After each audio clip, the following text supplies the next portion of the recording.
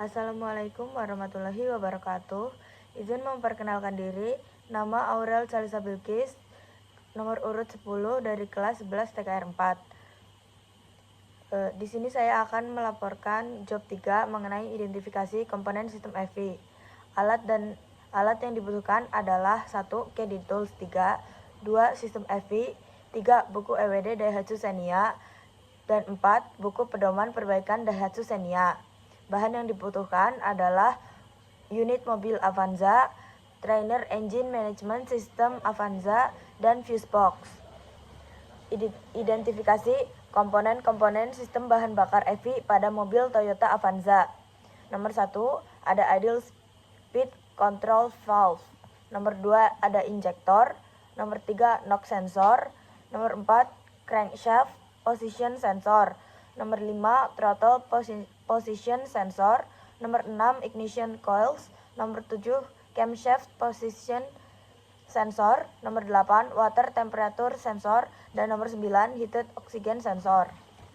1. Nama idle speed control valve, singkatan ISC. Jenis akuator, fungsi mengontrol RPM saat kendaraan dalam kondisi on dan pedal gas tidak diinjak. 2. Injektor, singkatan INJ. Jenis aktuator, fungsi memasukkan udara dan bahan bakar ke ruang bakar. 3. Nama knock sensor, jenis sensor, fungsi mendeteksi knocking mesin. 4. Crankshaft position sensor, singkatan CKP. Jenis sensor, fungsi mendeteksi posisi crankshaft untuk mengukur kecepatan putaran mesin. 5. Throttle position sensor, singkatan TPS.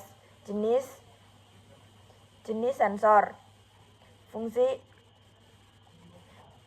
mendeteksi berapa derajat katup throttle membuka.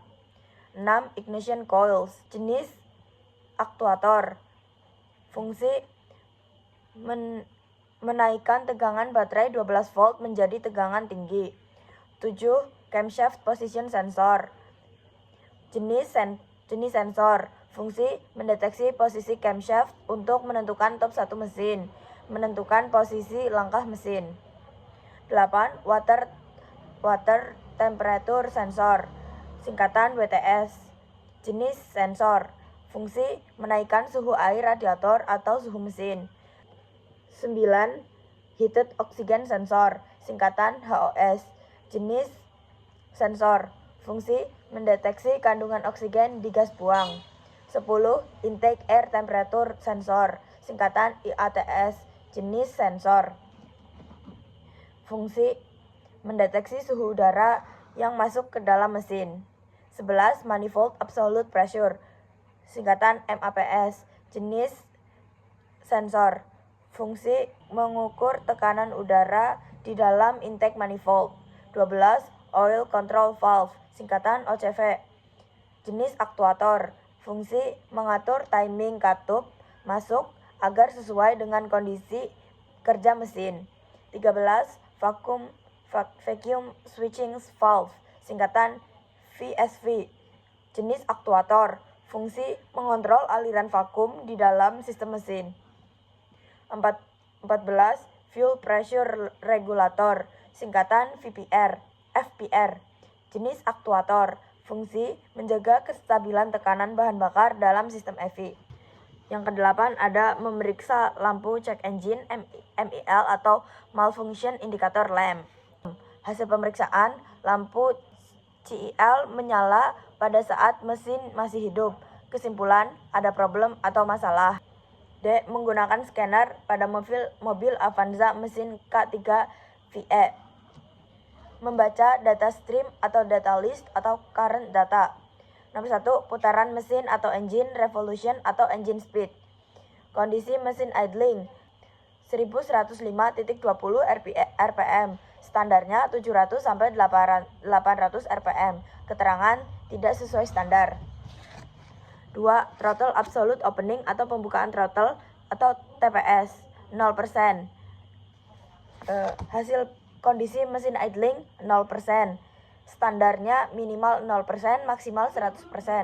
keterangan masih baik. 3. Manifold absolute pressure atau MAP atau PIM atau pressure intake manifold.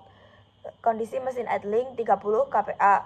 Standar 80 sampai 110 kPa ketika switch pengapian on atau dan mesin tidak dihidupkan. 20 sampai 40 kPa saat idling. Keterangan masih baik. 4. Temperatur udara masuk atau IATS. Kondisi mesin idling 40 derajat Celcius. Standarnya sama dengan temperatur udara sekitar. Keterangan masih baik. 5. Coolant temperatur atau suhu air pendingin atau WTS. Kondisi mesin idling 79 derajat Celcius. Standarnya 80 derajat sampai 102 derajat Celcius atau 176 derajat sampai 215 derajat Fahrenheit setelah mesin dipanaskan. Keterangan sesuai dengan standar. 6. Ignition timing advance atau pengapian maju. Kondisi mesin idling 5 derajat. Standarnya BTDC 0 sampai 10 derajat Celcius. Posisi netral saat idling. Keterangan baik. 7. Injektor volume. Kondisi mesin idling 1,54 ms. Standar minimal 0 milisecond, maksimal 32,64 milisecond. Keterangan baik. 8. Front 01 sensor out voltage. Kondisi mesin idling 0,42 volt. Standarnya 0,1 sampai 0,95 volt. Keterangan baik. Nomor 9. Battery voltage.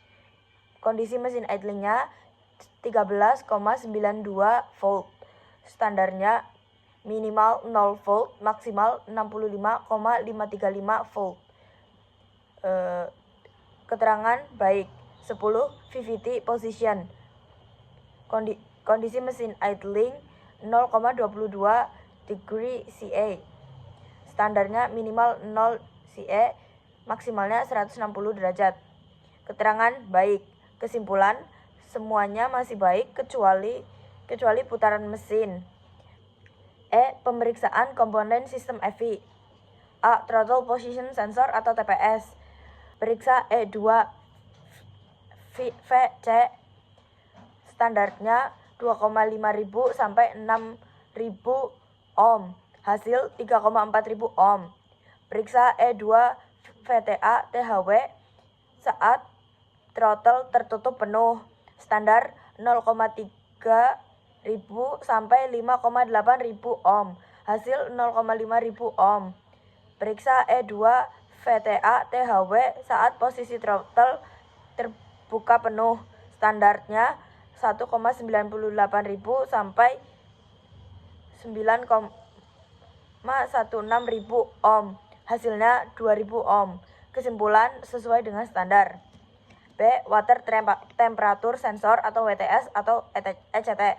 Standarnya 2,29.000 sampai 2,60.000 ohm pada 20 derajat Celcius atau 68 derajat Fahrenheit. Hasil pemeriksaan 2,9.000 ohm pada suhu ruang 20 derajat Celcius. Kesimpulan buruk, tidak sesuai spesifikasi atau standar. C. Intake air temperature sensor atau IATS. Standar 2,3000 ohm pada 20 derajat Celcius atau 68 derajat Fahrenheit. Hasil pemeriksaan 3,2000 ohm pada suhu ruang 20 derajat Celcius. Kesimpulan tidak sesuai dengan standar. D. Oksigen sensor atau O2 sensor. Standar 11,7000 sampai 15,5000 ohm pada 20 derajat Celcius atau 68 derajat Fahrenheit. Hasil pemeriksaan 16.000 ohm pada suhu ruang 20 derajat Celcius. Kesimpulan tidak sesuai dengan standar. E. NOx sensor. Standarnya 120.000 sampai 280.000 ohm pada 20 derajat Celcius atau 68 derajat Fahrenheit. Hasil pemeriksaan 3,2000 ohm. Kesimpulan buruk, harus diganti. F. Injektor. Standarnya 11,6 sampai 12,4 ohm pada 20 derajat Celcius atau 68 derajat Fahrenheit. Hasil pemeriksaan, injektor 1, 1,2 ohm, injektor 2, 1,2 ohm, injektor 3, 1,2 ohm, dan injektor 4, 1,2 ohm. Kesimpulan tidak sesuai standar. Berikut adalah laporan job 3 mengenai identifikasi komponen sistem EV milik saya. Terima kasih. Wassalamualaikum warahmatullahi wabarakatuh.